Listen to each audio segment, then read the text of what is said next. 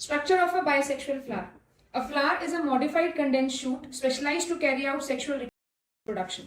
तो फ्लावर एक शूट का पार्ट है जो कि प्लांट को हेल्प करेगा आगे ग्रो करने में और सेक्सुअल रिप्रोडक्शन करने में। अगर हम फ्लावर की बात करते हैं तो एक बाइसेक्सुअल फ्लावर के अंदर 4 वर्ल्स प्रेजेंट हैं।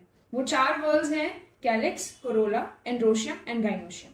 इसमें से कैलिक्स और कोरोला को नॉन असेंशियल वर्ल्स कहा जाता है बिकॉज ये डायरेक्टली रिप्रोडक्शन के प्रोसेस में पार्टिसिपेट नहीं करते। और अगर एंड्रोशियम और गाइनोशियम की बात करें तो इनको एसेंशियल वर्ल्स कहा जाता है बिकॉज ये दोनों डायरेक्टली इन्वॉल्व होते हैं रिप्रोडक्शन के प्रोसेस में। अगर एक फ्लावर के अंदर चारों वर्ल्स प्रेजेंट होंगे तो उस फ्लावर को कंप्लीट या परफेक्ट फ्लावर कहा जाएगा, और इनमें से कुछ अगर एब्सेंट होगा तो उसको इनकम्प्लीट या इम्परफेक्ट फ्लावर कहा जाएगा। अब एंड्रोशियम और गाइनोशियम की अवेलेबिलिटी के अकॉर्डिंग फ्लावर्स को 2 पार्ट्स में डिवाइड किया गया है, यूनिसेक्सुअल और बायसेक्सुअल। अगर एक सेक्स ऑर्गन प्रेजेंट है, मतलब या तो एंड्रोशियम प्रेजेंट है या गाइनोशियम प्रेजेंट है, तो ऐसे फ्लावर को यूनिसेक्सुअल फ्लावर कहा जाएगा। और अगर एक फ्लावर के अंदर दोनों रिप्रोडक्टिव ऑर्गन्स प्रेजेंट हैं, मतलब एंड्रोशियम और गाइनोशियम दोनों प्रेजेंट हैं, तो ऐसे फ्लावर को बायसेक्सुअल फ्लावर कहा जाएगा। अब आते हैं चारों वर्ल्स के डिस्क्रिप्शन पे। सबसे पहला वर्ल हमारा कैलिक्स है। कैलिक्स वो आउटर ग्रीन कलर का पार्ट है जो कि फ्लावर को प्रोटेक्शन भी प्रोवाइड करेगा और ग्रीन होने के साथ साथ फोटोसिंथेसिस भी करेगा। अगर उसकी सिंगल यूनिट की बात करें तो वो सिंगल यूनिट उसकी सेपल है। अब ये सेपल्स अगर ग्रीन कलर की होंगी तो ऐसे कैलिक्स को सेपलॉइड कहा जाएगा, और अगर ये सेपल्स हमारी कलर्ड होंगी तो इनको पेटलॉइड कहा जाएगा।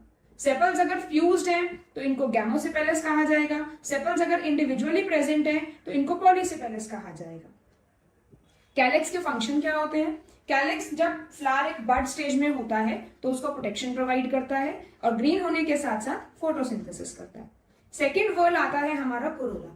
कोरोला कलर्ड पार्ट है फ्लावर का और इसकी एक सिंगल यूनिट को पेटल कहा जाता है। अगर सारी पेटल्स फ्यूज्ड हैं तो उसको गैमोपेटलस कहा जाएगा, और अगर सारी पेटल्स इंडिविजुअल हैं तो उसको पॉलीपेटलस कहा जाएगा। अब ये कलर्ड पार्ट है तो इसके फंक्शंस भी हैं। पेटल्स अगर कलर्ड हैं तो वो क्या करेंगी, वो इंसेक्ट्स को, एनिमल्स को अट्रैक्ट करेंगी ताकि वो आए, नेक्टर ले और साथ ही साथ पोलन ग्रेन्स का डिस्पर्सल हो। तो गिव एंड टेक मैकेनिज्म चलता है। तो कोरोला का मेन फंक्शन ही क्या है? इंसेक्ट्स को अट्रैक्ट करना। थर्ड वर्ल आता है एंड्रोशियम। एंड्रोशियम जो है वो फ्लावर का मेल पार्ट है। इसके अंदर 2 पार्ट्स प्रेजेंट होते हैं, वन इज एंथर और फिलामेंट। इन दोनों को कलेक्टिवली हम बोलते हैं स्टेमन। फिलामेंट एक सिलेंडर पार्ट है, स्टॉक है, जिसके ऊपर बाइलोब्ड एंथर प्रेजेंट होता है। जिस पॉइंट पे दोनों जुड़ते हैं उसको कनेक्टिव कहा जाता है। एंथर के अंदर हमारे पोलन ग्रेन्स प्रेजेंट होंगे, और ये पोलन ग्रेन्स क्या है? प्लांट के मेल रिप्रोडक्टिव सेल्स हैं। यही पोलन ग्रेन्स हैं जो कि पॉलिनेशन के दौरान फीमेल पार्ट तक पहुंचेंगे। तो एंड्रोशियम का जो यूनिट है दैट इज पोलन ग्रेन, और पोलन ग्रेन प्लांट के रिप्रोडक्शन में हेल्प करता है। नेक्स्ट आता है गाइनोशियम। गाइनोशियम जो है फ्लावर का फीमेल पार्ट है। इसके अंदर 3 पार्ट्स प्रेजेंट होते हैं, stigma, style and ovary. Stigma upper part है जो कि स्टिकी पार्ट है, इसी के ऊपर पोलन ग्रेन आके लैंड करेगा।